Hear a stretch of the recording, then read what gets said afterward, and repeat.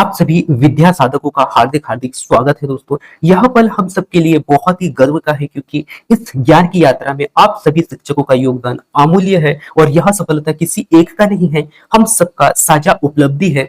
और आज हम एक नए क्लास की शुरुआत करने जा रहे हैं और यह एक ऐसा क्लास है दोस्तों जो केवल पढ़ाई नहीं बल्कि प्रेरणा, ऊर्जा और आत्मविश्वास से भरपूर होगी। तो आइए पूरे तन और मन के साथ में इस क्लास की शुरुआत करते हैं, क्योंकि जब शुरुआत में उमंग होता है ना तो अंत तक ऊर्जा बनी रहती है। सो आइए दोस्तों इस सफर की शुरुआत करते हैं और पहला क्वेश्चन की ओर हम कदम बढ़ाते हैं। और ये वो क्वेश्चन है दोस्तों कोशिका के, जो कि आपका नींव को यहाँ पर मजबूत करेंगे, यानी कि आपको कोशिका से परिचय करवाएंगे कि कोशिका क्या है और कोशिका किस प्रकार से अस्तित्व में आया और किस प्रकार से हमें पता चले कि प्रत्येक जीव जो है कोशिका से बना हुआ है। प्रत्येक जीवित हो या फिर हम कह सकते हैं दोस्तों पेड़ हो या पौधे हो या जीव हो या जंतु हो, सभी का निर्माण प्रत्येक कोशिका से हुआ, ये हमें कैसे पता चला, या फिर हमारा जो शरीर का जो निर्माण है वो प्रत्येक कोशिका से कैसे हुआ, ये आपको यहाँ पर देखने को मिलेगा। यानी कि आज के क्वेश्चनों के माध्यम से मैं पूरा आपका कोशिका का जो परिचय वाला जो टॉपिक है दोस्तों उसको मैं यहाँ पर कवर करने का प्रयास करूंगा। और आप सभी को पता है दोस्तों की जो संविदा शिक्षक वर्ग एक में बहुत ही गहराई से क्वेश्चन पूछे जाते हैं, यानी कि अभी तक आपने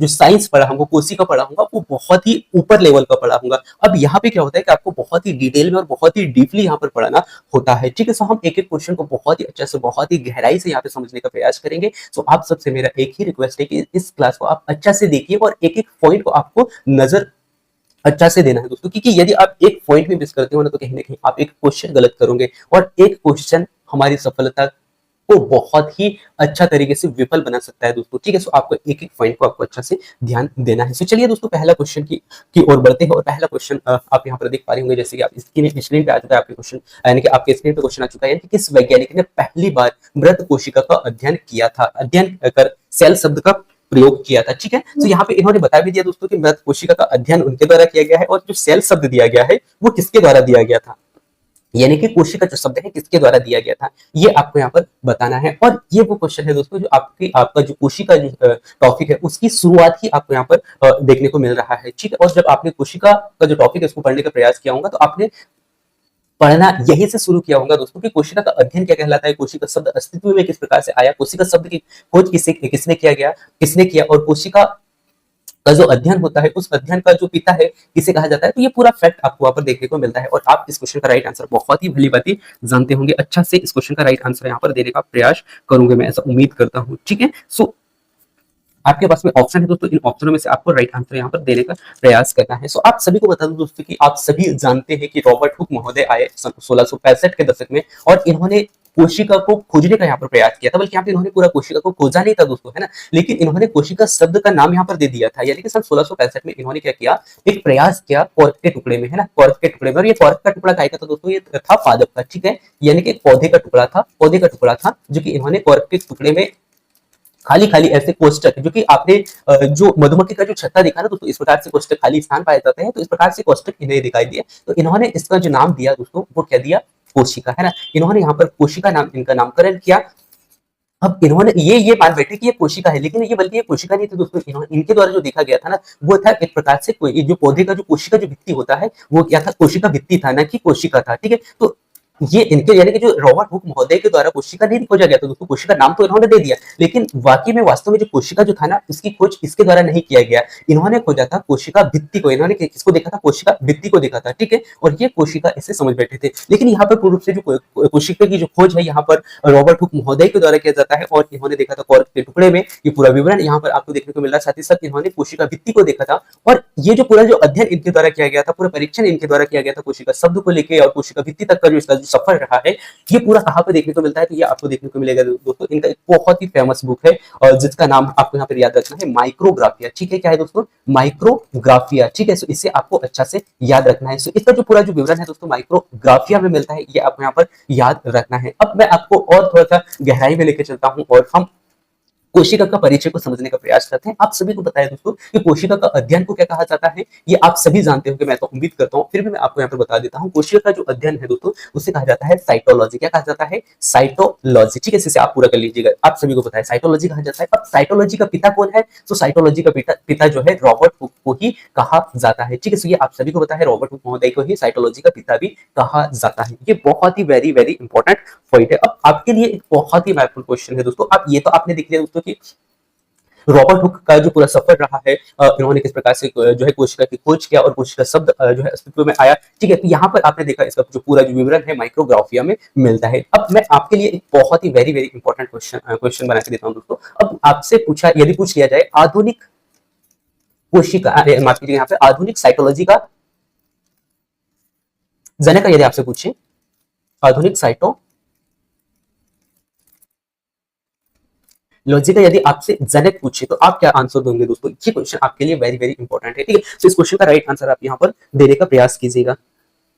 सो आप सभी को बता दूं दोस्तों, आधुनिक जो साइटोलॉजी है इसका जनक है स्वान एवं सन। ठीक है, तो ये आपको यहाँ पर याद रखना है, जो कि आपके लिए वेरी वेरी इंपॉर्टेंट है, इसलिए मैंने आपको यहाँ पर पूरा बता दिया। तो ये था दोस्तों पहला क्वेश्चन का निचोड़, और इस प्रकार से हम एक एक क्वेश्चन को समझने का प्रयास करेंगे। तो यहाँ पे मैंने आपको पहला जो रॉबर्ट हुक था दोस्तों, उसके बारे में पूरा विवरण यहाँ पर डिटेल से दे दिया है। इसके बाद में नेक्स्ट अगला क्वेश्चन की ओर कदम बढ़ाते हैं, और यहाँ पे हम समझते हैं नेक्स्ट अगला क्वेश्चन को। सो सेकंड क्वेश्चन आप देख पा रहे होंगे कि ये किस खोज के बाद में यह प्रमाणित हुआ। क्वेश्चन क्या है दोस्तों कि किस खोज के बाद में यह प्रमाणित हुआ कि कोशिका केवल जीवित, यानी कि कोशिका केवल जीवित प्राणियों में नहीं होता है, बल्कि वनस्पतियों में भी जीवन का आधार होता है। ठीक है, सो ये आपको यहाँ पर क्वेश्चन पूछा गया। आपके पास में चार ऑप्शन है, कोशिका का कोशिका सिद्धांत के बाद में, स्लाइडेन का पौधों पर आधारित अध्ययन के बाद में, या फिर विर्चो का कोशिका के अध्ययन के बाद में, या फिर हुक का अध्ययन के बाद, यानी कि हुक के द्वारा जो खोज किया गया था उसके बाद में। ठीक है, तो आपको इस क्वेश्चन का राइट आंसर यहाँ पर बताना है। ठीक है, अब यहाँ पे आप सभी के लिए एक छोटा सा इंपॉर्टेंट पॉइंट में यहाँ पर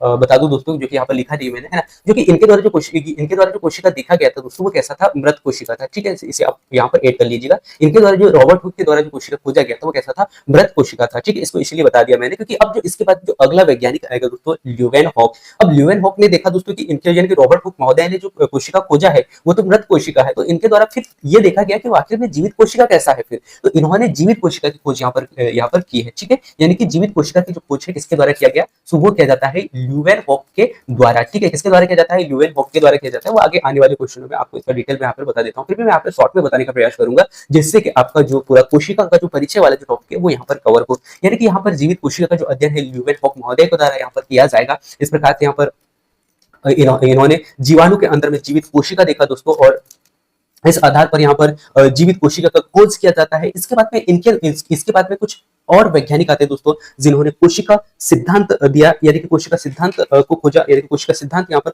देने का प्रयास किया, जिसके माध्यम से दो अलग अलग वैज्ञानिक आते हैं जिन्होंने कोशिका सिद्धांत को प्रतिपादित किया।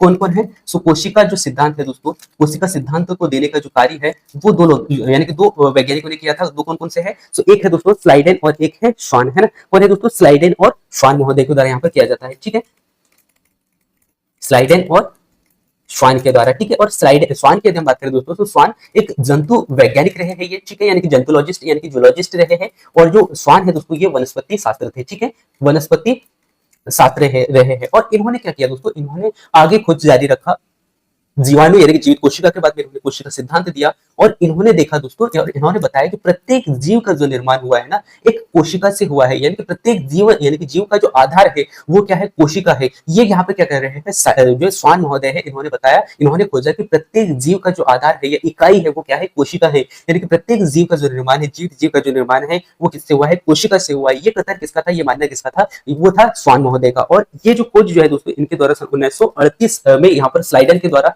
माफ कीजिएगा, यहाँ पर 1838 के दशक में इनके द्वारा किया जाता है। ठीक है, इसके बाद में जो 1938 का 29, यानी कि जो 1839 का जो दशक है दोस्तों, इसमें स्वान ने खोजा था। यानी कि 1839 में स्वान ने बताया कि जो प्रत्येक जंतु जो है इसका जो निर्माण है वो कहां से हो रहा है? कोशिका से हो रहा है। यानी कि जो इकाई है वो कोशिका है। ये मानना किसका था? स्वान का था। इसके बाद में स्लाइडन महोदय भी उसी समय, यानी एक वर्ष पहले 1938 में इन्होंने कुछ किया था कि प्रत्येक वनस्पति के प्रत्येक पौधे का जो निर्माण हुआ है ना, कहां से हुआ है? एक कोशिका से हुआ है। यानी कि इन्होंने भी आधार जो माना है दोस्तों, वो किसको माना है? कोशिका को ही माना है। तो इस प्रकार से यहाँ पर ये पता चलता है दोस्तों कि प्रत्येक, वो चाहे जीव हो या जंतु हो, या फिर पादप हो या फिर जंतु हो, इनका निर्माण इन्होंने बताया पौधों से हुआ है। सो इस आधार पर दोनों ने स्टेटमेंट दिया दोस्तों कि प्रत्येक जीवित जीव प्रत्येक जीवित पेड़ पौधों या पेड़ हो या फिर पौधों हो या फिर जंतु हो, इनका निर्माण कहां से हुआ है? पौधों यानी कि किनसे हुआ है? कोशिकाओं के माध्यम से हुआ है। ठीक है, तो ये कथन जो है ये दोनों वैज्ञानिकों का रहा है। इस प्रकार से इन्होंने सिद्ध किया कि प्रत्येक जंतु और पादप सभी का जो निर्माण है कहीं ना कहीं कहां से हुआ है? कोशिका से हुआ है, यानी कि एक इकाई जो है कोशिका है। ठीक है, तो ये मानना किसका था दोस्तों? ये स्लाइडेन और श्वान का था। अब आपसे क्वेश्चन पूछा गया है, अब ये कथन इसीलिए पूरा निचोड़ जो मैं आपको बताया दोस्तों, ये पूरा क्वेश्चन का पूरा आधार था। यानी कि आपसे पूछा गया है कि इस खोज के बाद में, तो आप सभी को पता है दोस्तों इस क्वेश्चन का राइट आंसर, क्योंकि इस इतना जो मैंने पूरा फैक्ट बताया आपको, इससे आप इस क्वेश्चन का राइट आंसर यहाँ पर दे पाओगे, मैं उम्मीद करता हूँ। जो कि यहाँ पर स्लाइडन महोदय ने जो बताया था दोस्तों कि प्रत्येक पौधे का जो निर्माण हुआ है ना, किससे हुआ है? पौधों से हुआ है। और इसी अध्ययन के बाद में क्या हुआ? इसी अध्ययन के बाद में यह पता चला कि प्रत्येक वनस्पति का जो जीवन का जो आधार है वो किससे है? पौधों से है। तो यहाँ पे इस क्वेश्चन का राइट आंसर आपको देखने को मिल रहा है बी। और ये पूरा फैक्ट मैंने आपको यहाँ पर बताने का प्रयास किया। ठीक है, तो यहाँ पे मैं कनेक्ट करते हुए चल रहा हूँ दोस्तों, ताकि आप एक एक पॉइंट को आप समझ पाए। ठीक है, इसके बाद में नेक्स्ट अगला क्वेश्चन आपके स्क्रीन पे आ चुका है, जो कि आपसे पूछा गया है कि यदि किसी कोशिका यानी कि यदि किसी कोशिका में केंद्रक ना हो तो कौन सी अनुवांशिक क्रियाएं सबसे पहले बाधित होगा? ये आपको यहाँ पर बताना है। अब ये थोड़ा सा आपके जो टॉपिक से थोड़ा सा आगे चला गया है ये, है ना, पर फिर भी आप इस क्वेश्चन का राइट आंसर देने का प्रयास कीजिएगा। ठीक है, सो आपके पास में क्वेश्चन है, क्वेश्चन का के ऑप्शन है दोस्तों, पहला ऊर्जा उत्पादन, प्रोटीन संश्लेषण, गुणसूत्र विभाजन और झिल्ली निर्माण। ठीक है, सो इस क्वेश्चन का राइट आंसर आप यहाँ पर देने का प्रयास कीजिएगा। सो इस क्वेश्चन का राइट आंसर क्या होगा दोस्तों? गुणसूत्र विभाजन। अब आपसे पूछा गया है कि किस कोशिका में केंद्रक ना हो तो कोशिका का जो आनुवंशिक क्रिया सबसे पहले बाधित होगा।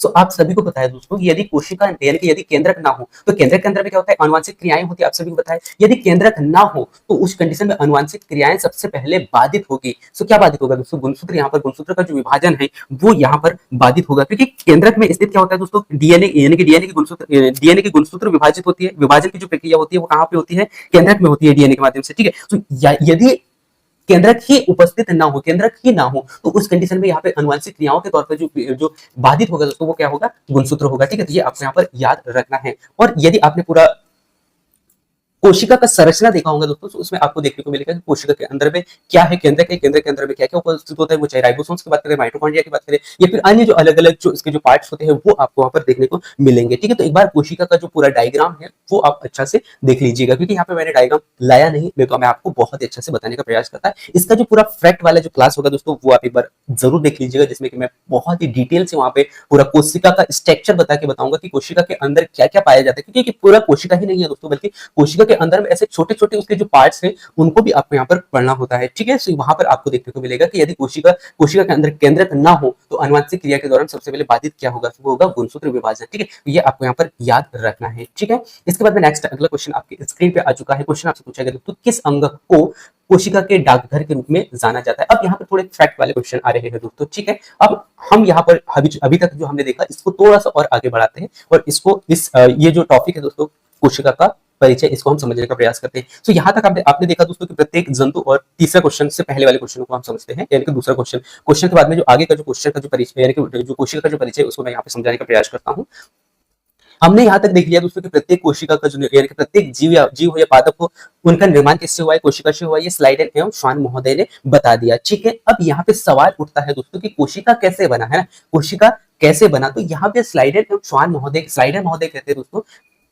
अच्छा, इससे पहले मैं कोई और एक फैक्टर यहाँ पर बता देता हूँ जो कि वेरी वेरी इंपॉर्टेंट है, जो कि आपसे पूछा जा सकता है। अब यहाँ पे स्वान महोदय का एक स्टेटमेंट आया था दोस्तों, और इन्होंने यहाँ पर कहा था कि जो प्रत्येक कोशिका जो होती है, या फिर जो कोशिका जो भित्ति जो इनके द्वारा जो खोजा गया था, जो कि इससे पहले जो कोशिका भित्ति की खोज किसके द्वारा किया गया था, तो वो वास्तव में कोशिका नहीं था, बल्कि कोशिका भित्ति खोजा था। किससे खोजा था? रॉबर्ट हुक ने खोजा था, है ना। सो रॉबर्ट हुक के द्वारा कोशिका की खोज, यहाँ पर कोशिका भित्ति की खोज की गई थी। तो इनके द्वारा स्वान महोदय के द्वारा यह मानना था कि यानी कि जो कोशिका जो भित्ति जो होती है ना, क्या होती है? कोशिका जो भित्ति जो होती है ना, कोशिका भित्ति। ठीक है, कोशिका जो भित्ति होती है उसको ये पौधों की या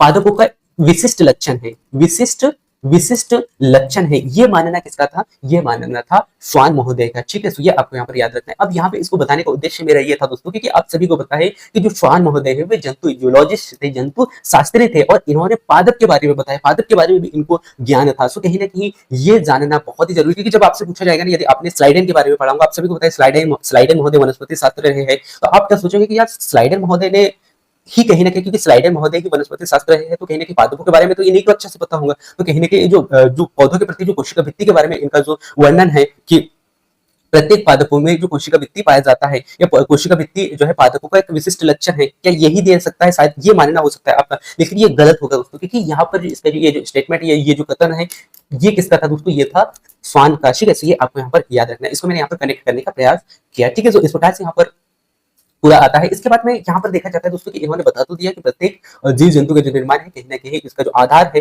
वो है दोस्तों कोशिका। अब इनके द्वारा देखा गया दोस्तों कि यार कोशिका बना कैसे, है ना? तो इन्होंने कुछ स्टेटमेंट दिया था दोस्तों। यदि हम स्लाइडेन की बात करें दोस्तों, तो स्लाइडेन महोदय कहते हैं कि प्रत्येक कोशिका का जो निर्माण है ना, कोशिका के अंदर ही होता है।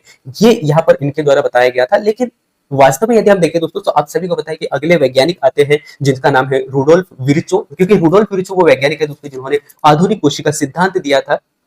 और उन्होंने एक स्टेटमेंट दिया था, आप सभी को पता होगा, ओमिनी सेलुला ई सेलुला, है ओमिनी सेलुला ई सेलुला। यहाँ पर इस प्रकार से इन्होंने एक स्टेटमेंट दिया था। उसी आधार पर यदि हम देखें दोस्तों, तो आप सभी को बताया ओमिनी सेलुला ई सेलुला एक स्टेटमेंट दिया था। इसके माध्यम से इन्होंने बताया था कि प्रत्येक कोशिका का जो निर्माण है ना, किससे होता है? पुरानी कोशिका से ही होता है। यानी कि कोई एक कोशिका है और इस कोशिका से ही अन्य कोशिकाओं का निर्माण होता है। यानी कि यहाँ पर इन्होंने कोशिका विभाजन के बारे में बताया था। तो जबकि इससे पहले जो स्लाइडेन और स्वान महोदय थे, इन्होंने बताया था कि कोशिका का जो निर्माण है कोशिका के ही अंदर होता है। यानी कि इन्होंने स्पष्ट नहीं किया था। तो इस प्रकार से यहाँ पर रुडोल्फ विर्चो महोदय आते हैं और इससे एक बहुत ही वेरी वेरी इंपॉर्टेंट पॉइंट मैं आपको बता दूं कि आधुनिक जो कोशिका सिद्धांत है, आधुनिक कोशिका सिद्धांत का जो पिता जो है दोस्तों, वो कहा जाता है किससे? रुडोल्फ विर्चो को। ठीक है, तो ये भी आपको यहाँ पर याद रखना है। ठीक है, तो यहाँ तक सफर आता है और यहाँ पे पूर्ण रूप से ये पता किया गया कि आखिर में कोशिका बना कैसे गया, प्रत्येक कोशिका का जो निर्माण है पुरानी कोशिका से ही हुआ है। ठीक है, तो इस प्रकार से यहाँ पर कोशिका शब्द आया दोस्तों। इसके बाद में हम आगे के क्वेश्चनों को देखते हैं और समझते हैं। ठीक है, क्योंकि ये बताना बहुत ही जरूरी था, जिससे कि आपका पूरा कोशिका वाला जो फैक्ट है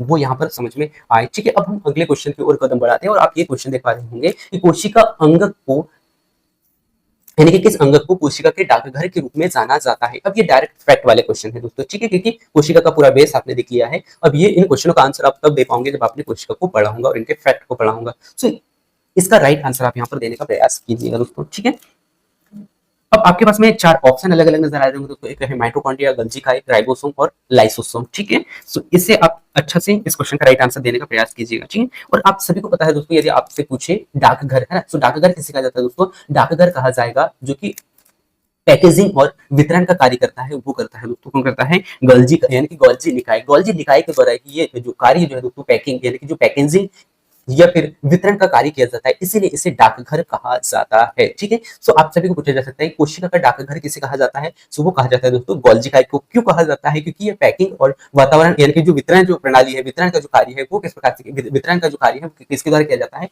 तो वो किया जाता है गोल्जी निकाय का। ठीक है, तो ये आपको यहाँ पर याद रखना है। और गोल्जी निकाय जो है दोस्तों, खासकर प्रोटीन और लिपिड्स का जो है संशोधन कर पैकेजिंग करने का कार्य करता है। किसका करता है? सो आप सभी को बताना, यहाँ पे याद रखना है, प्रोटीन और लिपिड, है ना, ये आपको यहाँ पर याद रखना है। यानी प्रोटीन और लिपिड का पैकिंग करके, है ना, प्रोटीन और लिपिड का संशोधन करके पैकिंग बनाता है और पैकिंग का निर्माण यहाँ पर करता है। इस प्रकार से पैकेजिंग करता है। इसको इसीलिए इसे कहा जाता है डाकघर के रूप में। ठीक है, डाकघर के रूप में किसे जाना जाता है? गोल्जी निकाय को। ये मैंने आपको यहाँ पर बताने का प्रयास किया। इसके बाद नेक्स्ट अगले क्वेश्चन क्या है दोस्तों, कि कोशिका झिल्ली की अर्धपारगम्य झिल्ली का क्या मुख्य भाग है? ठीक है, यानी कि इसका लाभ आपको बताना है। ठीक है, सो अर्धपारगम्य जो झिल्ली होती है ना, यानी कोशिका झिल्ली की जो अर्धपारगम्य जो झिल्ली होती है, इसका मुख्य लाभ आपको यहाँ पर बताना है कि इसका मुख्य लाभ क्या है। ठीक है,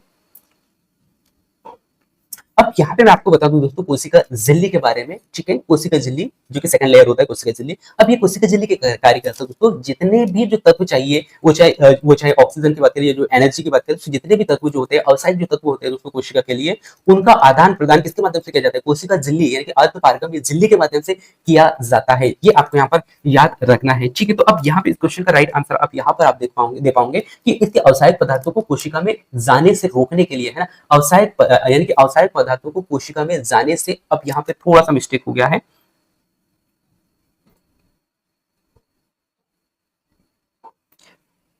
इस क्वेश्चन का राइट आंसर आप यहाँ पे देना था। इस क्वेश्चन का राइट आंसर क्या होगा दोस्तों? अनअवसायिक। ठीक है, कैसे? अनअवसायिक पदार्थों को जाने से रोकना। अब इससे पहले मैंने आपको बताया था दोस्तों अर्धपारगम्य का काम क्या होता है, यानी कि जो अर्धपारगम्य जो झिल्ली होती है, इसका कार्य क्या होता है कि वे पदार्थ जो कोशिका के लिए अवसायिक होते हैं, उनको इनके अंदर आने जाने को यानी कि जाने के लिए यहाँ पे रास्ता प्रदान किया जाता है। किसके माध्यम से जाते हैं? जितने भी अवसायिक तत्व होते हैं वो अर्धपारगम्य झिल्ली के माध्यम से जाते हैं। अब आपसे पूछा गया है कि कोशिका झिल्ली अर्धपारगम्य का मुख्य लाभ क्या होगा? सो यहाँ पर क्या होगा दोस्तों, जितने अवसायिक जो तत्व होते हैं वो तो यहाँ इसके माध्यम से जाते हैं, लेकिन आपसे लाभ पूछा गया है तो लाभ क्या होगा, जो हानिकारक जो पदार्थ होते हैं ना, हानिकारक जो अनअवसायिक जो होते हैं ना, वो इस झिल्ली के माध्यम से इस झिल्ली को पार नहीं कर पाते हैं। ठीक है, ये एक बहुत ही महत्वपूर्ण लाभ यहाँ पर देखने को मिलता है। ठीक है, तो इस प्रकार से इस क्वेश्चन का राइट आंसर देखने को मिला। अब यहाँ पर आपको थोड़ा सा ध्यान देना है अनअवसायिक, क्योंकि मैंने यहाँ पे बताया था आपको अवसायिक। ठीक है, इसमें मैं थोड़ा सा यहाँ पर कंफ्यूज हो गया था। ठीक है, तो आपको शब्दों को भी देख के यहाँ पे समझना होगा दोस्तों कि क्वेश्चन वाक्य में पूछा क्या गया है और उसका आंसर किस प्रकार से आपको यहाँ पर देना है। ठीक है, तो इस क्वेश्चन का राइट आंसर क्या होगा, फर्स्ट ऑप्शन होगा। क्यों होगा ये मैंने आपको पूरा डिटेल यहाँ पर बताने का प्रयास किया। ठीक है, इसके बाद में नेक्स्ट अगला क्वेश्चन आपके स्क्रीन पर आ चुका है, जो आपसे पूछा गया है कि माइटोकॉन्ड्रिया में जो एटीपी ऊर्जा का निर्माण प्रक्रिया को किस नाम से जाना जाता है। ये question very very very important है दोस्तों। आपको बताना है कि जो माइटोकॉन्ड्रिया में जो एटीपी का जो निर्माण होता है ना, बाकी आप यहाँ पे आपका सेकंड क्वेश्चन कंप्लीट होगा कि एटीपी का निर्माण कहाँ पे होता है, माइटोकॉन्ड्रिया में होता है, यानी कि ऊर्जा के रूप में इसका निर्माण होता है। तो इस प्रक्रिया को किस नाम से जाना जाता है, ये आपको यहाँ पर बताना है दोस्तों। क्या प्रकाश संश्लेषण के नाम से जाना जाता है, या फिर ऑक्सीकरण, या फिर ऑक्सीडेटिव फास्फोरिलेशन, या फिर पाचन प्रक्रिया। ठीक है, इस क्वेश्चन का राइट आंसर आप यहाँ पर देने का प्रयास करेंगे और आप सभी इस क्वेश्चन का राइट आंसर जानते होंगे दोस्तों, क्योंकि ये कहलाता है ऑक्सीडेटिव फास्फोरिलेशन। ऑक्सीडेटिव फास्फोरिलेशन के माध्यम से ही यहाँ पर एटीपी का निर्माण होता है, कहाँ पर, माइटोकॉन्ड्रिया में। ठीक है, तो ये आपको यहाँ पर याद रखना है। ठीक है, इस प्रकार से इस क्वेश्चन का राइट आंसर क्या होगा दोस्तों, सी ऑप्शन हो जाएगा। ठीक है, so ये आपको यहाँ पर याद रखना है। ठीक है, इसके बाद मैं नेक्स्ट अगला क्वेश्चन की ओर लेके चलता हूँ और नेक्स्ट अगला क्वेश्चन आप यहाँ पर देख पा रहे होंगे दोस्तों। इस क्वेश्चन का राइट आंसर आप देने का प्रयास कीजिएगा, जो कि आपसे पूछा गया है कि कोशिका के किस अंग को आत्मघाती की थैली कहा जाता है। तो इस क्वेश्चन का भी राइट आंसर आप बहुत ही अच्छा से दे पाएंगे दोस्तों, लेकिन आपको कारण भी बताना है क्यों। ठीक है, सो इस क्वेश्चन का राइट आंसर आप यहाँ पर देने का प्रयास कीजिएगा। ठीक है, तो आप सभी को पता है दोस्तों, किसे कहा जाता है, लाइसोसोम को कहा जाता है। क्यों क्यों कारण, तो क्योंकि यहाँ पे अपचित पदार्थों को पचाइए क्या करता है दोस्तों, अपचित जो पदार्थ जो होते हैं उनको पचाने का कार्य करता है। ठीक है, इसलिए कहा जाता है लाइसोसोम को आत्महत्या की थैली। ठीक है, यानी कि आत्मघाती थैली कहा जाता है। ठीक है, तो आत्मघाती थैली कहा जाता है, आत्महत्या नहीं बल्कि आत्मघाती थैली कहा जाता है, किसे, लाइसोसोम को। ठीक है, एक एक टर्म को, एक एक पॉइंट को आपको अच्छे से समझना है दोस्तों। यदि आप ये क्वेश्चन पूछ लिया जाए ना कि किस अंग को आत्मघाती की थैली कहा जाता है, तो आपको याद रखना है लाइसोसोम को। ठीक है, तो ये इस क्वेश्चन का राइट आंसर हो गया। ठीक है,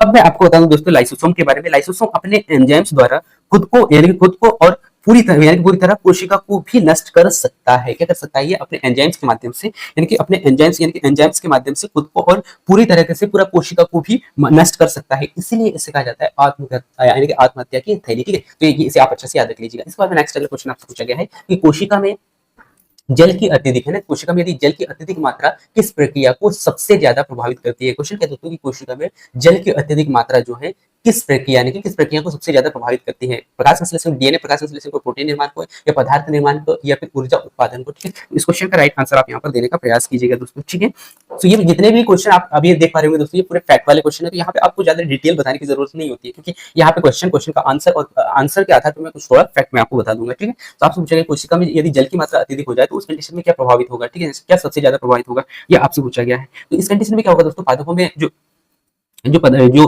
पदार्थ जो होते हैं दोस्तों, पदार्थ में विसरण की जो प्रक्रिया होती है वो यहाँ पर क्या होगी, डिफ्यूजन होगा यहाँ पर, है ना, यानी कि पादपों का जो विसरण जो है दोस्तों वो कैसे होगा, डिफ्यूजन यहाँ पर होगा। तो ये आपको यहाँ पर याद रखना है, यानी कि सी ऑप्शन इस क्वेश्चन का राइट आंसर होगा दोस्तों। ठीक है, तो ये आपको यहाँ पर याद रखना है। और इसमें क्या होगा दोस्तों, यदि कोशिका में जल की मात्रा डिफ्यूज प्रक्रिया को नियंत्रित करने, यानी कि ये क्या करता है, यदि हम देखें कोशिका की, तो ये जल की जो मात्रा है दोस्तों, खासकर कोशिका जो है जल की मात्रा को डिफ्यूज प्रक्रिया के माध्यम से नियंत्रित करने का ये कार्य करता है। तो कोशिका में यदि जल की मात्रा अधिक हो जाती है तो यहाँ पर पदार्थ का विसरण, यानी कि डिफ्यूजन यहाँ पर होगा। ठीक है, तो ये आपको यहाँ पर याद रखना है। ठीक है, इस क्वेश्चन का राइट आंसर सी ऑप्शन हो गया। इसके बाद में नेक्स्ट अगला क्वेश्चन है दोस्तों कि पौधों में कोशिका भित्ति किस पदार्थ की बनी होती है। ये question very very very important है।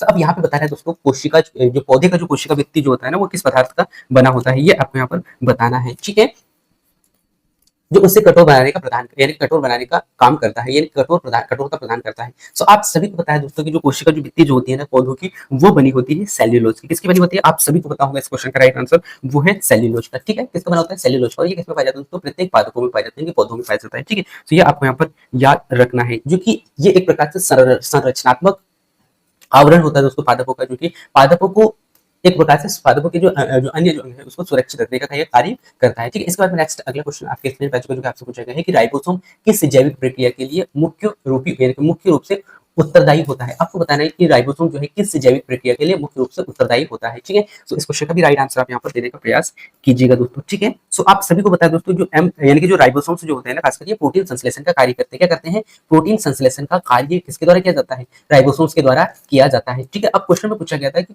किस जैविक प्रक्रिया का मुख्य रूप से उत्तरदायी, अच्छा ये किस प्रक्रिया जैविक प्रक्रिया का मुख्य रूप से उत्तरदायी होता है? तो ये क्या करता है दोस्तों? राइबोसोम खासकर प्रोटीन संश्लेषण का निर्माण ये करता है, ठीक है? तो ये आपको यहाँ पर याद रखना है। और राइबोसोम खासकर एम आरएनए के निर्देशानुसार ही अमीनो अम्ल के साथ में जुड़कर प्रोटीन का निर्माण करता है। और ये किसके माध्यम से करता है दोस्तों? डीएनए के संदेश, यानी कि डीएनए के संदेश के माध्यम से जो आरएनए जो होता है, राइबोसोम जो है ना, एस आरएनए के साथ में राइबोसोम मिलकर एक नया जो है जैविक संरचना का निर्माण करता है, जैविक प्रक्रिया का निर्माण करता है, वो है प्रोटीन संश्लेषण का निर्माण यहाँ पर होता है, ठीक है? तो ये आपको यहाँ पे याद रखना है, यानी कि स्पष्ट रूप से आपको याद रखना है दोस्तों कि राइबोसोम किसका निर्माण करता है? प्रोटीन संश्लेषण, यानी कि प्रोटीन का निर्माण यहाँ पर करता है, ठीक है? तो इस प्रकार से इस क्वेश्चन का राइट आंसर क्या होगा? बी ऑप्शन हो जाएगा, ठीक है? इसके बाद नेक्स्ट अगला क्वेश्चन को लेकर चलता हूँ। नेक्स्ट क्वेश्चन पूछा गया है कि निम्न में से किस कोशिकांग में अपनी स्वतंत्रता डीएनए सामग्री होती है? ये question very very very important है, ठीक है? तो इस क्वेश्चन का राइट आंसर आप यहाँ पर देने का प्रयास कीजिएगा कि ऐसा कौन सा कोशिकांग है दोस्तों जिसमें डीएनए समग्र यानी कि डीएनए सामग्री होती है, स्वतंत्र रूप से डीएनए सामग्री होती है। और इस क्वेश्चन का राइट आंसर आप बहुत अच्छे से भली बातें दे पा रहे होंगे दोस्तों, क्योंकि एक ऐसा ही यहाँ पर अंग आपको यहाँ पर देखने को मिलेगा दोस्तों, वो है माइटोकॉन्ड्रिया। कि यह कोशिका का वो अंग होता है जिसमें डीएनए सामग्री यहाँ पर स्वतंत्र रूप से यहाँ पर उपलब्ध होते हैं, ठीक है? तो ये आपको यहाँ पर याद रखना है, ठीक है? यहाँ पर डीएनए, एक तो डीएनए पाया जाएगा और राइबोसोम, ठीक है? डीएनए और राइबोसोम यहाँ पर माइटोकॉन्ड्रिया में स्वतंत्र रूप से उपस्थित होते हैं, ठीक है? ये आपको यहाँ पर याद रखना है, ठीक है? जिससे कि विभाजन में सहायता करते हैं, ठीक? इसके बाद नेक्स्ट अगला क्वेश्चन है दोस्तों कि कोशिका सिद्धांत का कौन सा भाग रुडोल्फ विर्चो के द्वारा जोड़ा गया था? ये question very very very important है और इसका पूरा फैक्ट मैंने पहले बताया है, तो इस क्वेश्चन का राइट आंसर आप बहुत ही आसानी से दे पाएंगे, मैं ऐसा उम्मीद करता हूँ। क्योंकि इन्होंने बताया था दोस्तों, रुडोल्फ विर्चो महोदय ने क्या कहा था कि प्रत्येक कोशिका यानी जो नए कोशिका जो है दोस्तों, केवल पूर्ववर्ती कोशिका यानी कि जो पुराने जो कोशिकाएं हैं उनसे ही नए कोशिकाओं का निर्माण हुआ है। और इन्होंने स्टेटमेंट दिया था, जैसे कि मैंने कुछ समय पहले आपको यहाँ पर बताया था कि ओमिनिस सेलुला ई सेलुला, है ना? सो ये यहाँ पर स्टेटमेंट किसका था? सो रुडोल्फ विर्चो महोदय का था। और इनका कथन यानी कहने का जो उद्देश्य ये था दोस्तों कि नई कोशिका जो है दोस्तों, वो पूर्ववर्ती कोशिकाओं से बने हुए होते हैं, ठीक है? ये आपको यहाँ पर बताना था, ठीक है? तो इस प्रकार से यहाँ पे इस क्वेश्चन का राइट आंसर आपको देखने को मिला। इसके बाद नेक्स्ट अगला, यदि कोशिका में माइटोकॉन्ड्रिया की संख्या कम हो। अब ये क्वेश्चन वेरी वेरी इंपॉर्टेंट है, फैक्ट वाला है कि मान लीजिए यदि कोई यानी कि कोशिका में माइटोकॉन्ड्रिया की संख्या कम हो जाए तो सबसे ज्यादा प्रभाव किस प्रक्रिया पर पड़ेगा? ये आपको यहाँ पर बताना है, ठीक है? सो आपके पास में अलग अलग ऑप्शन है, आनुवंशिक विरासत पर, ऊर्जा उत्पादन पर, कोशिका विभाजन पर, या फिर जल संतुलन पर, ठीक है? तो आप सभी को बता दूं दोस्तों कि यदि कोशिका में माइटोकॉन्ड्रिया की संख्या यदि कम हो जाए, तो आप सभी को बताया दोस्तों माइटोकॉन्ड्रिया, इससे पहले ही मैंने आपको बताया था कि एटीपी का निर्माण कहाँ होता है? माइटोकॉन्ड्रिया में होता है, जो कि प्रोटीन संश्लेषण के लिए आवश्यक होता है। अब यहाँ पे आपने देखा दोस्तों कि यदि माइटोकॉन्ड्रिया की ही संख्या कम हो जाए तो यहाँ पे क्या होगा? एटीपी उत्पादन यहाँ पर कैसे होगा दोस्तों? एटीपी उत्पादन कम होगा। यदि एटीपी उत्पादन कम होगा तो इससे ऊर्जा की मात्रा यानी कि ऊर्जा का संकट यहाँ पर पैदा हो सकता है, ठीक है? तो यहाँ पे क्या होगा दोस्तों? ऊर्जा उत्पादन यहाँ पे प्रभावित होगा। क्या होगा? ऊर्जा उत्पादन प्रभावित होगा। और ये पूरा फैक्ट मैंने आपको यहाँ पर बताया। एटीपी का निर्माण आप सभी को पता है, एटीपी का निर्माण कहाँ पे होता है? माइटोकॉन्ड्रिया में होता है। और ये एटीपी का जो निर्माण है दोस्तों, ये खासकर यानी कि एटीपी का उपयोग जो है खासकर ऊर्जा के लिए, ऊर्जा के रूप में किया जाता है, ठीक है? तो ये जो कहीं ना कहीं यदि माइटोकॉन्ड्रिया की संख्या कम होगी तो एटीपी का निर्माण कम होगा, एटीपी का निर्माण कम होगा तो यहाँ पर क्या होगा? ऊर्जा उत्पादन यहाँ पर कम होगा, यानी कि ऊर्जा उत्पादन प्रभावित होगा, ठीक है? इसके बाद नेक्स्ट अगला क्वेश्चन आपसे पूछा गया है कि कोशिका के अंदर राइबोसोम कहाँ स्थित होते हैं? ये क्वेश्चन वेरी वेरी इंपॉर्टेंट है। सो आपको बताना है दोस्तों कि यदि कोशिका है, अब कोशिका के अंदर में राइबोसोम्स को बताना है दोस्तों कि राइबोसोम कहाँ स्थित होते हैं? केवल केंद्रक में होता है, केवल साइटोप्लाज्म में होता है, या फिर एंडोप्लाज्मिक रेटिकुलम पर और साइटोप्लाज्म दोनों में, या फिर केवल माइटोकॉन्ड्रिया में, ठीक है? तो इस क्वेश्चन का राइट आंसर, यदि आपने माइटोकॉन्ड्रिया का पूरा स्ट्रक्चर देखा होगा तो इस क्वेश्चन का राइट आंसर आप यहाँ पर दे पाओगे। और आप सभी को बता दूं दोस्तों कि जो माइटोकॉन्ड्रिया जो यानी सॉरी माफ कीजिएगा राइबोसोम यानी कि कोशिका के अंदर जो राइबोसोम जो पाया जाता है दोस्तों, वो कहाँ पे पाया जाता है? वो पाया जाता है एंडोप्लाज्मिक रेटिकुलम और साइटोप्लाज्म, यानी कि इन दोनों के रूप, यानी कि इन दोनों में ये पाया जाता है, इन दोनों के अंदर में पाया जाता है, ठीक है? इसे आप अच्छे से याद लीजिएगा। इसके बाद नेक्स्ट का क्वेश्चन पूछेगा दोस्तों, किस अंग को कोशिका की छटाई और जो पैकिंग यूनिट कहा जाता है? अब ये question very very very important है, ठीक है? सो आपको बताना है दोस्तों कि ऐसा कौन सा कोशिकांग है जिसको छटाई और पैकिंग यूनिट कहा जाता है, ठीक है? सो इस क्वेश्चन का राइट आंसर आप यहाँ पर देने का प्रयास कीजिएगा। सो आपके पास में ऑप्शन अलग अलग हैं, इन सभी ऑप्शनों के माध्यम से आपको इस क्वेश्चन का राइट आंसर देना है। सो आप सभी को बता दूं दोस्तों कि ऐसा एक अंग है जिसका नाम है गोल्जी काई। सो गोल्जी काई को ही छटाई और पैकिंग यूनिट के नाम से जाना जाता है, क्योंकि ये प्रोटीन संश्लेषण को छांटता है और पैक करता है, ठीक है? यानी कि क्या इसका जो मुख्य कार्य जो होता है दोस्तों गोल्जी काई का, ये क्या करता है? ये प्रोटीन क्या करेगा, ये प्रोटीन का संश्लेषण करता है, ठीक है, यानी कि प्रोटीन का क्या करेगा, संश्लेषण करेगा। संश्लेषण करने के बाद में क्या करता है, यानी कि संशोधित या संशोधित करता है, ठीक है। संशोधित करने के बाद में ये छांटता है और छांटने के बाद में क्या करता है, ये पैक करता है प्रोटीन का, ठीक है। तो इसीलिए इसे कहा जाता है छटाई, छटाई और पैकिंग यूनिट, ठीक। कौन है दोस्तों, गोल्जी का, ठीक है। तो ये गोल्जी निकाय, इसे आपको यहाँ पर याद रखना है। इसके बाद नेक्स्ट अगला क्वेश्चन आपके स्क्रीन पर आपसे पूछा गया है कि कोशिका में जल का उच्च प्रतिशत किसे सुनिश्चित करता है। ये क्वेश्चन डबल पूछा गया, लेकिन थोड़ा सा यहाँ पे क्वेश्चन को टफ किया गया है। क्वेश्चन क्या है कि कोशिका में यदि जल का उच्च प्रतिशत किसे सुनिश्चित करता है, ये आपको यहाँ पर बताना है, ठीक है। सो इस क्वेश्चन का राइट आंसर क्या होगा दोस्तों, इस क्वेश्चन का राइट आंसर क्या होगा, ए ऑप्शन होगा। यानी कि यदि कोशिका में जल का उच्च प्रतिशत है, तो हम कह सकते हैं दोस्तों कि कोशिका के तापमान को स्थिर, यानी कि तापमान की स्थिरता को बनाए रखने का कार्य किसके द्वारा किया जा रहा है, जल के द्वारा, ठीक है। ये आपको यहाँ पर याद रखना है, ठीक है। यानी कि कोशिका जो है दोस्तों, जब जल जो कोशिका में उचित मात्रा में होता है, तो कोशिका में ताप को स्थिर बनाए रखा जाता है और रासायनिक क्रियाओं का एक माध्यम हम इसे कह सकते हैं, ठीक है। तो ये आपको यहाँ पर याद रखना है, ठीक है। So very very very important question था, जो कि इस क्वेश्चन का राइट आंसर कोशिका में तापमान स्थिरता, इस क्वेश्चन का राइट आंसर होगा। इसके बाद नेक्स्ट क्वेश्चन है दोस्तों, यदि कोशिका झिल्ली पूर्ण परागम्य हो जाए। क्वेश्चन क्या है दोस्तों कि यदि कोशिका झिल्ली पूर्ण परागम्य हो जाए तो इसका क्या परिणाम होगा। अब यहाँ पे भी फैक्ट वाला क्वेश्चन है, यदि कोशिका झिल्ली पूर्ण परागम्य हो जाए, पूर्ण रूप से परागम्य हो जाए, तो यहाँ पर क्या परिणाम होगा, ये आपको यहाँ पर बताना है सोच समझ के। सो आपके पास में ऑप्शन है, कोशिका में पोषक तत्व बढ़ेंगे, या फिर कोशिका में जल और आयन संतुलन बढ़ेगा, या फिर ऊर्जा निर्माण दुगना हो जाएगा, या फिर आनुवंशिक पदार्थ बाहर निकल जाएंगे, ठीक है। तो इस क्वेश्चन का राइट आंसर आपको यहाँ पर देना है, ठीक है। सो आप सभी को बता दूं दोस्तों कि यदि कोशिका यानी कोशिका झिल्ली पूर्ण परागम्य हो जाए, तो यहाँ पर क्या होगा, कोशिका में जल और आयन का संतुलन कैसे होगा, बिगड़ेगा। क्योंकि आप सभी को इससे पहले वाले जो क्वेश्चन था दोस्तों, उसमें मैंने आपको बताया था कि जो कोशिका जो झिल्ली जो होती है ना, कोशिका झिल्ली जो होती है, वो इसका जो कार्य जो होता है वो दोस्तों, वो खासकर क्या करता है, ये अवसायक जो पदार्थ जो होते हैं कोशिका के लिए, उनको आने जाने, यानी कि उनको आने जाने के लिए ये क्या करता है, इसका यानी कि ये इसके माध्यम से होते हुए जाते हैं, ठीक है। तो जितने भी अवसायिक जो पदार्थ होते हैं कोशिका के लिए, वो इसी के माध्यम से जाते हैं। अब यदि यही पूर्ण रूप से परागम्य हो जाए, यानी कि सभी को आने जाने दे, अब यहाँ पे अवसायिक पदार्थों को आने जाने तो देता था, लेकिन जो अनावश्यक जो पदार्थ होते थे उनको रोकता भी था। अब यहाँ पे यदि ये पूर्ण रूप से परागम्य हो जाए, ठीक है, यानी कि सभी को जाने दे, तो यहाँ पे क्या होगा, कोशिका में जल और जो अन्य संतुलन जो है वो कैसे हो जाएगा, यहाँ पर बिगड़ जाएगा, ठीक है। तो इस क्वेश्चन का राइट आंसर बी ऑप्शन हो गया, ठीक है। इसलिए आपको यहाँ पर याद रखना है। इसके बाद नेक्स्ट अगला क्वेश्चन आपसे पूछा गया है कि कोशिका के किस अंग का जो कार्य है मुख्य रूप से विशिष्ट पदार्थों का विघटन और पुनः चक्रण के रूप में किया जाता है। क्वेश्चन क्या दोस्तों कि कोशिका के किस अंग का जो मुख्य यानी कि अंग का जो मुख्य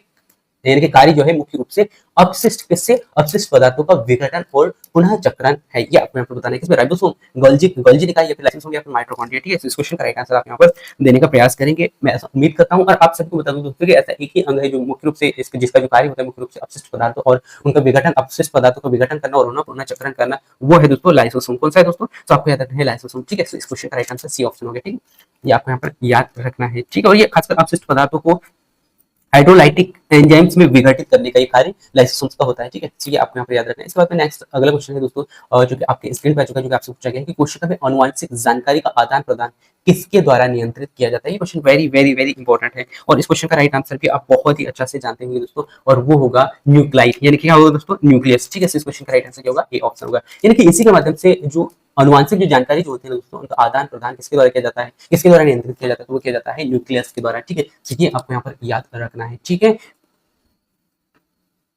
और इसमें खासकर जो है दोस्तों, न्यूक्लियस में डीएनए की अनुवांशिक क्रियाएं संचालित होती है, इसी के माध्यम से यहाँ पर क्या किया जाता है, नियंत्रित किया जाता है, ठीक है। इसलिए आपको यहाँ पर याद रखना है, ठीक है। यानी कि डीएनए यानी कि मुख्य रूप से जो डीएनए की अनुवांशिक क्रियाओं को संचालित करने का कार्य करता है, ठीक है। ये आप यहाँ पर याद रखेंगे। इसके बाद नेक्स्ट और लास्ट क्वेश्चन है दोस्तों आज का, जो कि आपसे पूछा गया है, कोशिका के अंदर उपस्थित कौन सा द्रव्य क्या है दोस्तों, कोशिका के उपस्थित कौन सा द्रव्य रासायनिक अभिक्रियाओं का मुख्य स्थल है। आपको बताना है कि कोशिका के अंदर में उपस्थित कौन सा द्रव्य रासायनिक अभिक्रियाओं का मुख्य स्थल है, ये आपको यहाँ पर बताना है, ठीक है। तो आपके पास में चार ऑप्शन है दोस्तों, न्यूक्लियस, साइटोप्लाज्म, माइटोकॉन्ड्रिया या गोल्जी निकाय, ठीक है। तो इस क्वेश्चन का राइट आंसर आप यहाँ पर देने का प्रयास कीजिएगा, और आप सभी इस क्वेश्चन का राइट आंसर दे पाएंगे दोस्तों, साइटोप्लाज्म। क्या है दोस्तों, साइटोप्लाज्म, ठीक है। तो ये इस क्वेश्चन का राइट आंसर होगा। और आप सभी को बता दें दोस्तों कि साइटोप्लाज्म में एंजाइम्स की उपस्थिति के कारण ही अधिकांश जो जैव जो होते हैं दोस्तों, ये रासायनिक क्रिया यही संपन्न कर पाते हैं, ठीक है। तो ये आपको यहाँ पर याद रखना है। और क्वेश्चन भी पूछा गया था आपसे कि कोशिका के अंदर में उपस्थित जो कौन सा जैव रासायनिक अभिक्रियाएं मुख्य रूप से स्थल यानी मुख्य रूप से स्थल है, ठीक है। तो वो स्थल है दोस्तों साइटोप्लाज्म, ठीक है। तो ये आपको यहाँ पर याद रखना है, साइटोप्लाज्म के जो कार्य होते हैं वो स्थल मुख्य स्थल के अंतर्गत आते हैं, ठीक है। तो ये आपको यहाँ पर याद रखना है। तो ये थे दोस्तों आज के इंपॉर्टेंट क्वेश्चन, और इन क्वेश्चनों के माध्यम से मैंने कोशिका का जो परिचय है उसको मैंने यहाँ पे समझाने का प्रयास किया, और मैं उम्मीद करता हूँ कि आपने हर एक क्वेश्चन को बहुत अच्छे से समझा और हर एक क्वेश्चन का जवाब देने का प्रयास किया होगा। यानी कि इस क्लास में कुछ ऐसे क्वेश्चन थे जो फैक्ट वाले भी थे, और कुछ ऐसे क्वेश्चन थे दोस्तों जो आपको आपका जो कोशिका का जो परिचय है उसका पूरा कॉन्सेप्ट है उसको कवर करने का प्रयास यहाँ पर किया गया, ठीक है। सो यहाँ पर हमने कोशिका सिद्धांत तक देखा दोस्तों। इसके बाद में जो अगला जो टॉपिक आएगा दोस्तों उसको हम यहाँ पर कवर करेंगे, यानी कि एक कोशिकीय बहुकोशिकीय के साथ साथ प्रोकैरियोटिक्स और यूकैरियोटिक्स। ये संविदा शिक्षक वर्ग एक के लिए बहुत ही बड़े बड़े यूनिट हो जाते हैं दोस्तों, क्योंकि यानी कि बड़े बड़े टॉपिक्स हो जाते हैं जिनको एक एक क्लास में कवर करना होता है। सो एक एक क्लास में पहले हम प्रोकैरियोटिक्स देखेंगे, उसके बाद में यूकैरियोटिक्स देखेंगे, ठीक है। सो उन क्लासेसों को भी आप जरूर देखिएगा दोस्तों, ठीक है। और इसके साथ साथ में मैं नोट्स वाले जो फैक्ट है यानी कि नोट्स वाली जो क्लासेस है वो भी कुछ दिनों के बाद में अपलोड कर दूंगा, सो वो भी आप अच्छा से देख लीजिएगा, ठीक है। जिससे कि आपका रिवीजन होगा और आपने जहां से भी कोर्स परिचित कर रखा है, ऑफलाइन पढ़ रहे हो आप या फिर बुक्स के माध्यम से पढ़ रहे हो या फिर कहीं आप कोचिंग जा रहे हो ऑफलाइन या ऑनलाइन, तो आप दोनों के माध्यम से कर सकते हैं। लेकिन इन क्लासेस के माध्यम से आपका बहुत अच्छा से रिवीजन हो जाएगा, साथ ही साथ फैक्ट आपको यहाँ पर पता चलेंगे, ठीक है। तो ये क्लास आपको कैसा लगा जरूर बताइएगा दोस्तों, और यदि आप इस चैनल में नए हैं तो चैनल को सब्सक्राइब करें ताकि आपको ऐसे ही क्लासेस मिलते रहे। साथ ही साथ बहुत सारे अलग अलग नए नए अपडेट में आप लोगों के लिए लेके आता हूँ जो कि फैक्ट हो और आपका समय बचाए और सही और सत्य जानकारी आपको मिले, ठीक है। तो वो भी जानकारी आपको समय समय पर यहाँ पर मिलते रहती है। सो आप इस चैनल को सब्सक्राइब कर सकते हैं ताकि आपको समय समय पर अपडेट मिलते रहे। So thank you for watching दोस्तों, मिलते हैं नेक्स्ट अगले महत्वपूर्ण क्लास और अपडेट में, तब तक जय हिंद, वंदे मातरम।